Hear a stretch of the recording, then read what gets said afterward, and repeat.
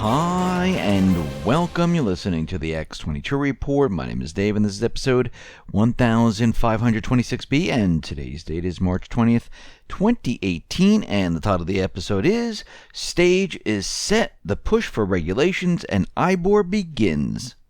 Let's get into the economic collapse, political, and geopolitical news.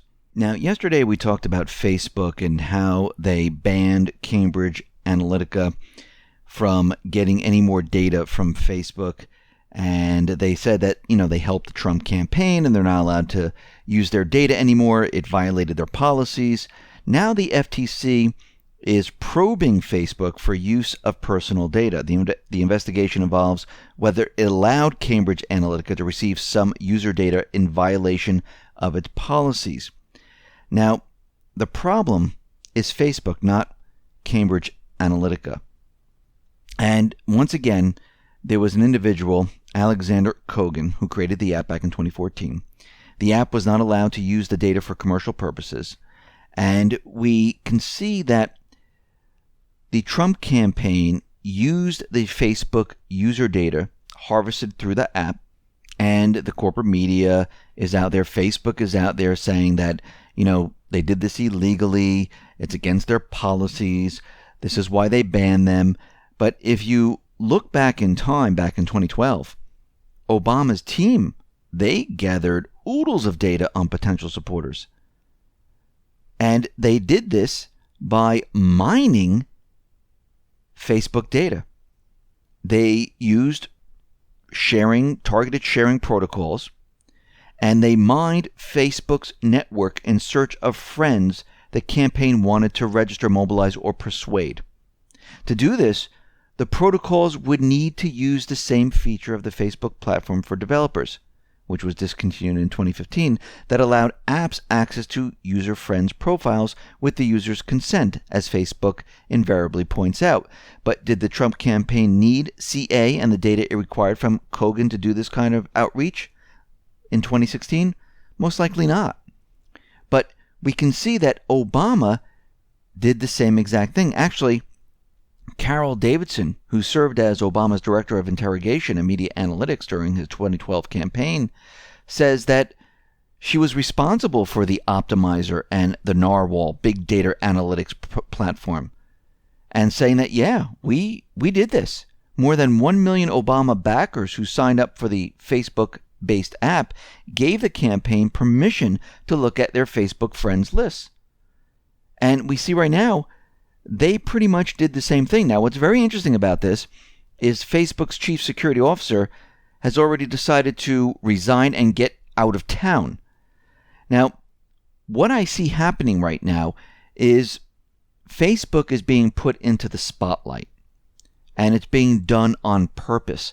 We need to go back to Q's posts, Q post 839, where it says, do you trust the mainstream media? Do you trust Facebook? Do you trust Google? Do you trust YouTube? Do you trust Twitter? And there was another post that said, stage set.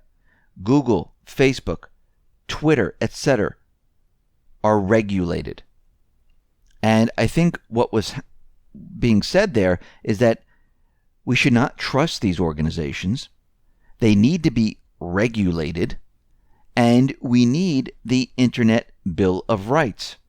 And I think Facebook is being thrust out into the open to show what was done and how these political organizations use their data. And I think this is just the beginning.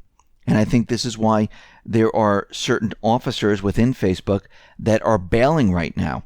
We also realize that Zuckerberg sold a lot of his shares, and many other individuals within Facebook have sold a lot of their shares. And because of this news that came out, we see their shares are taking a dive. And actually, Q said some of these organizations will not survive the regulations. And we can see right now that I believe this is the beginning stages of what they plan to do. And I think Facebook is the beginning of this, and it's going to, move into Twitter, it's going to move into Google, move into YouTube, and we're going to start to hear a lot of news about these organizations We're going to hear a lot of news on how they were working with the intelligence agencies to develop a lot of their algorithms. We're going to hear a lot of information come out, and this is something that we need to watch. And we all need to start looking at the Internet Bill of Rights. Yes, we have the Bill of Rights, which allows us freedom of speech, freedom of expression, freedom of the press.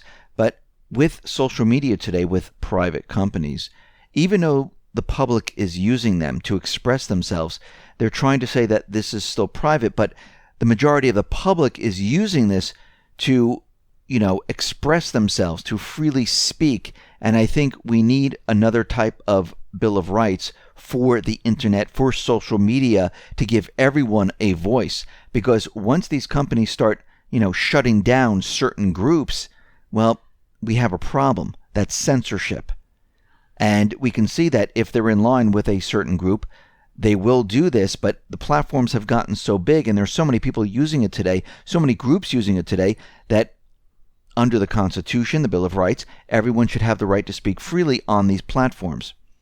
And we can see that this is something they do not want. And I think this is the direction that most likely we need to go in. We don't need net neutrality, which doesn't mean net neutrality. All that means is Google, YouTube, Facebook, Twitter, they would be exempt from all the rules, and only the ISP providers would have to obey by the rules. And the social media giants, they could censor and do whatever they want because they exempted themselves. Remember, they're the ones who wrote net neutrality. They gave their input of what they wanted, and the law didn't even pertain to them because they were completely exempted from it. So we can see what is happening right now, and we need something to make sure that the social media platforms are equal for every single person to speak out. Now, in regards to the Skripal case, the poisoning, we see the British media right now is saying that due process does not apply to Russia, which is just absolutely ridiculous. And what they're saying is that, and this is coming from the British authorities and the British media, saying that they deny that due process, the well-established system of rules for conducting fair and impartial trials and investigations in order to determine questions of guilt or innocence, are not being followed by the British authorities in the Skripal case. So what they're saying is that Russia can be declared guilty without being given the chance to defend itself. So you're guilty until proven innocent. Actually, in the real system, you're innocent until proven guilty, but they switch it around. That's how it used to be, where they threw people into prison and you had to fight your way out of prison, which is very difficult to do. Now, we can see that the British authorities, they are violating the right of Russia for due process.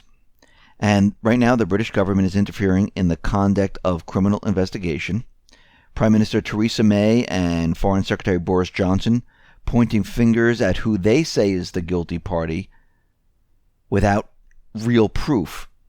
The British government has said that unless Russia proves itself innocent within a specific time, the British government will conclude that it is guilty. Now, that's absolutely ridiculous in what they're trying to do, because they just reversed the burden of proof. The British government refuses to share with Russia the party it says is guilty, the evidence upon which it says it has concluded that Russia is guilty, because they don't have any. There's nothing that they can give to Russia because they don't have it. They're just using propaganda, and this is how propaganda works. The British government is not following the procedure set out in Article 9, Section 2 of the Chemical Weapons Convention, to which both Britain and Russia are parties. The British authorities are denying the Russians consular access to Yulia Skripal, though she is a Russian citizen who the British authorities say was subjected to a criminal assault on their territory. Due process in a criminal investigation is not a favor to the defendant. It is the way to arrive at the truth. And we can see right now, because they're using propaganda, they need to take this tack. They need to push the idea that Russia is just guilty. And it looks like this is what they're trying to push. And it looks like they're trying to push an agenda to push Russia over the edge and hopefully get into war. It looks like this is what they're trying to do. And if we go back to World War I, it looks like they're trying to use the same type of tactics, where the Archduke Franz Ferdinand was assassinated on June 28, 1914, and it triggered a chain of events that resulted in World War I. And it looks like this is exactly what they're trying to do once again, hoping that this would trigger a war. Now, does Russia react like this? No, Russia does not. But again, they're going to push their agenda very, very hard because they realize, and this is the deep state, they realize that everything is starting to fall apart. Now, we're starting to see more wet work, and a lot of events had occurred prior to Trump, during the Obama administration, in Ukraine back in the year of 2014, where we had this coup d'etat where the U.S., the deep state, spent $5 billion to overthrow the government and take over Ukraine. Now, of course, the whole thing didn't work out because we see that Crimea was then voted away from Ukraine, and the southeastern area of Donetsk, Lugansk, they decided they didn't want to be part of the new government structure. So what they tried to do is they tried to show the world that the individuals in the southeastern part of Ukraine, they were terrorists, and they shot down an MH17 Malaysian jet. Now, what's very interesting about this is there was Ukrainian jets flying very close to the MH17 passenger jet, flight number 17, and we know there was a pilot that shot at the passenger jet. When you look at the record, you can see the bullet holes.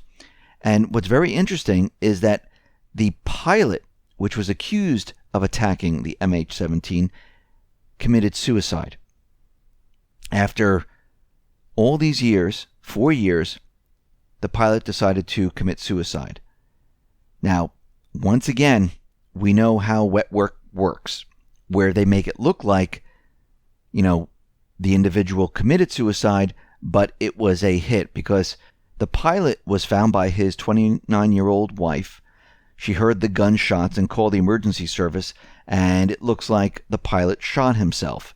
Now, once again, do we know how this really went down? No, because we've heard this story before, and it looks like what is happening right now, through all these false flags and events, they're cleaning up those people who know things. It looks like they're being removed right now.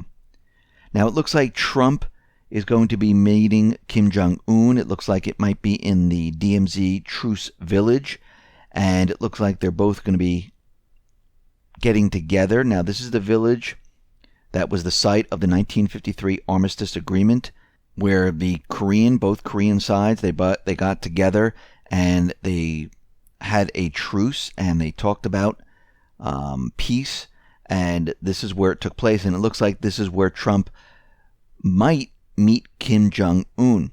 Now, we see the Pentagon is out there saying that on April 1st, which is April Fool's Day, the U.S. and South Korean military, they're going to continue on with the exercise that had been postponed because of the Winter Olympics. Now, the Pentagon said that Defense Secretary Jim Mattis and his South Korean counterpart Song Yong-moo agreed to go forward with the maneuvers, known as Foul Eagle and Key Resolve. Now, one or two things are happening right now. This is pure propaganda where the corporate media is putting out there that this is happening. Or Trump wants to show what he was able to do. The exercises will go on as scheduled, and North Korea will not do a thing. Now, what's very interesting is that this is taking place on April 1st, which is April Fool's Day. Now, did Trump have the Pentagon come out there and say this is going to happen to try to get the deep state to do something and then pull back later on? We've seen him do this before. So this is something that we need to watch. But I do believe that North Korea at this time most likely will not do anything. And I can't believe the United States is going to go ahead and have military drills unless it was completely coordinated ahead of time. Yes, they're saying that North Korea has been notified of the schedule as well as the defensive nature of the exercises, and they're just putting it out there. So we're going to have to watch this very carefully to see what happens. This is very interesting on how this is all going to play out. Now, Putin has declared that there's going to be no arms race. He says we have everything we need. He's saying that we're going to be cutting the military budget, and Trump and Putin are going to be speaking together on a phone call about this. And we can see that the deep state, they do not like this whatsoever. The neocons don't like this whatsoever, but we see it happening. Now, we know that the deep state has been pushing their agenda in Syria. They are preparing for chemical weapons, false flag, and it looks like they made 3 attempts of trying to use chemical weapons, and it looks like Russia and Syria have blocked it every single time, and they couldn't get the false flag off the ground. So they've been blocked every single time. We see right now that German AfD lawmakers, they visited Syria, and they're saying, listen, Syria is pretty safe. These refugees can now return back to Syria. There's no reason for them to stay in Germany. Syria, they're saying, is a safe country. Russia says that 65% of Syria's eastern Ghouta is free of rebels. So we see right now that what is happening in Syria, the Islamic State, al-Nusra, al-Qaeda, the militants, the rest of the paid mercenaries, they are being cleared out. Now, the deep state right now has not given up. They are building up troops, the paid mercenaries, to go in, and they're going in to replace the U.S. soldiers that are there. Now, think about this for a second. They're building the forces up in Jordan, these paid mercenaries. The deep state's going to bring them in because the U.S. soldiers are leaving the Kurdish area. They're going to replace them. Why are they replacing them? Because it looks like they're getting ready to be pulled out. The deep state doesn't want to give up their positions. The deep state wants to continue in Syria. The deep state still controls their own armed forces, which is the paid mercenaries. They've always controlled their paid mercenary soldiers. This is what they used in each one of these countries to overthrow governments, and they haven't given up yet. But what's very interesting here is that with Turkey coming in and pushing the deep state back in the Kurdish region, it gives the opportunity for Trump and Russia and Syria to say, you know something, it's time for the U.S. to leave. Trump will agree, the U.S. soldiers will leave, and guess what? They'll be replaced by paid mercenaries. What do you think is going to happen next? The paid mercenaries, they're going to lose out in this area. Russia, Syria can sweep in and annihilate every paid mercenary in this region. The Kurdish region falls back under Assad's government. This has been the plan all along, and the deep state then is left with absolutely nothing. And we can see this is what is happening at this point, and the push is on. And we can see that this doesn't mean the deep state is out of the game. They will try something next. They're getting ready to push something much, much larger than we can expect. Maybe it is another mass shooting, but I do believe it's going to have to be something much larger. They tried false flags in Syria. They were blocked every single time. I think they're getting ready to push something even larger, because if they don't do anything and they just sit back and nothing is done, they are completely finished, because eventually what's going to happen is each leader out in the Middle East is going to take back their country.